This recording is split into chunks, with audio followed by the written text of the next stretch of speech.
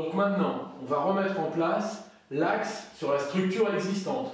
Donc là, vous voyez ce qu'on appelle une pose drapeau, hein, parce que la coulisse forme la hampe du drapeau, et ça, l'équerre forme le drapeau en lui-même, d'accord? Donc ça, c'est une pose drapeau à l'ancienne. Il n'y a pratiquement plus aucun volet qui est posé comme ça. Ça, c'était les volets les plus faciles à motoriser, hein, parce qu'on a des grosses équerres, on a de la ferraille. En général, ici, on a un oblong, donc on peut faire les réglages qu'on veut, même si au départ, on a bien noté où était l'axe, hein, mais enfin là, on peut faire tous les réglages qu'on veut. On a une jambe de force donc, qui empêche le volet de piquer du nez, hein, parce qu'il faut toujours penser que quand le rouleau est plein, bah, y a un certain poids qui va être en déport par ici. Donc la jambe de force, voilà, elle empêche que tout parte vers l'avant. Hein. J'ai vu des volets monter sans jambe de force. La jambe de force, elle a une importance terrible, parce que c'est elle qui maintient tout pour éviter que ça ne tombe lamentablement par le poids. On prend le support qu'on avait tout à l'heure choisi par rapport aux anthrax de 44, hein, qui correspondait aux anthrax du coussinet. Donc dans ce support, je vais mettre deux vis métaux tête hexagonale, hein, dont l'empreinte est bloquée par le support. Hein. Donc ça, c'est tout à fait caractéristique de ce support, ça ne sera pas le cas de tous les supports. Mais là, j'enfile mes vis de 6, hein, M6, tête hexagonale de 10, dans le support, et je vais pouvoir positionner ce support là-bas. Donc, je vais ici, je mets mon support moteur en lieu et place du coussinet de tout à l'heure, qu'on ne voyait pas bien puisqu'il était caché par le treuil, mais là, je me sers de l'axe que j'ai tracé tout à l'heure pour être à la même position. Donc, ce support est axé par rapport au trait que j'ai tracé tout à l'heure. Donc, maintenant, je peux serrer fortement puisque ma tête de vis est prise dans le système.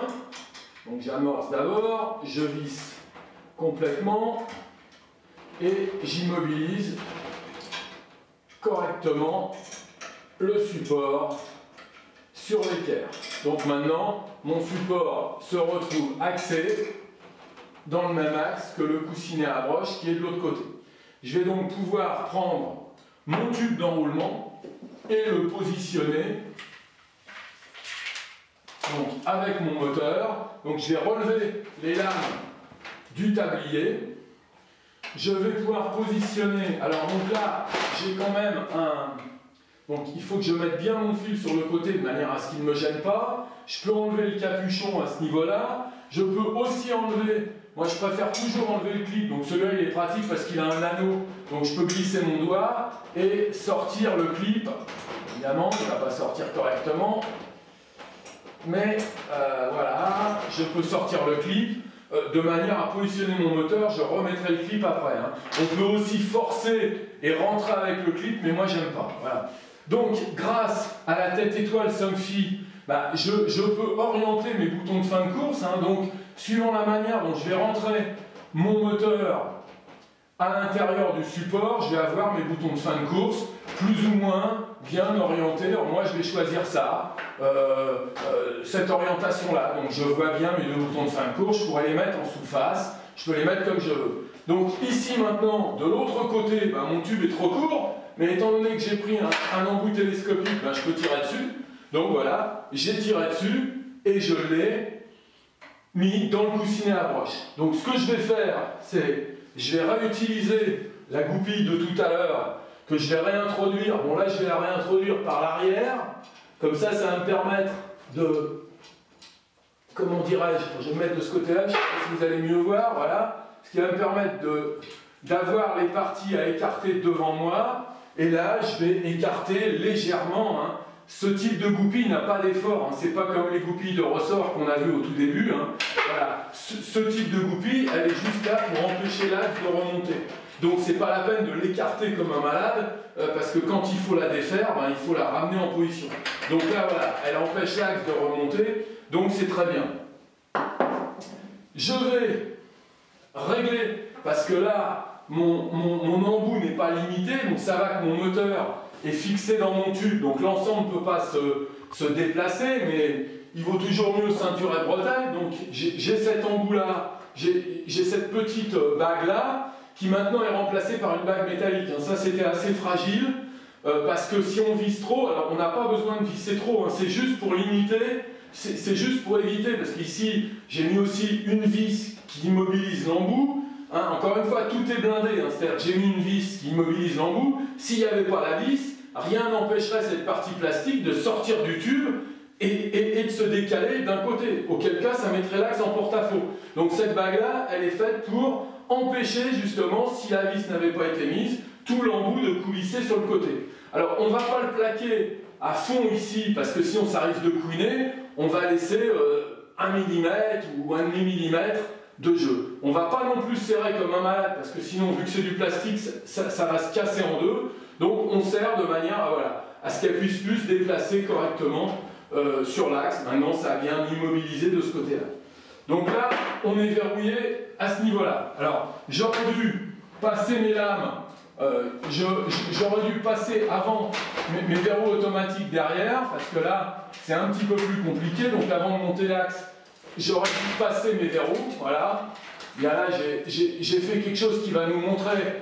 Alors ça, c'est intéressant parce que si on veut, le verrou automatique de Surflux, il se tire.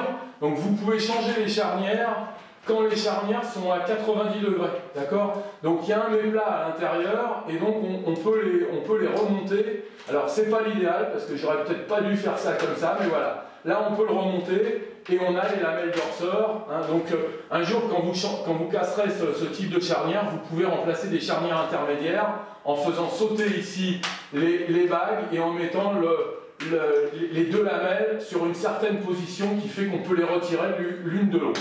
Voilà, donc là je remets les deux petits ergots, c'est quand même assez fragile, hein, puisqu'il faut que ça fasse ressort. Hein. Le but du verrou, c'est qu'il bande comme ça. Donc là, j'ai monté côté opposé. Maintenant, côté moteur, je vais réintroduire le clip que j'avais enlevé tout à l'heure. Donc ce clip, voilà, je l'ai forcé pas mal, voilà. Et pour voir s'il est bien pris dans la rainure du moteur, bon là il y a le fil qui passe, hein, mais il doit pouvoir tourner. Hein. Si en faisant ça, il ne tourne pas, c'est que mon clip a été mal mis. Voilà. Donc là, j'ai mes deux boutons fin de course, hein, caractéristiques des moteurs Somfy, c'est-à-dire, ce sont des fins de course instantanées. Hein. Donc, ce qu'il faut retenir sur ces fins de course, c'est que quand ils sont sortis, là, ils sont en position sortie, ils sont assez durs, hein, ils sont en position fin de course.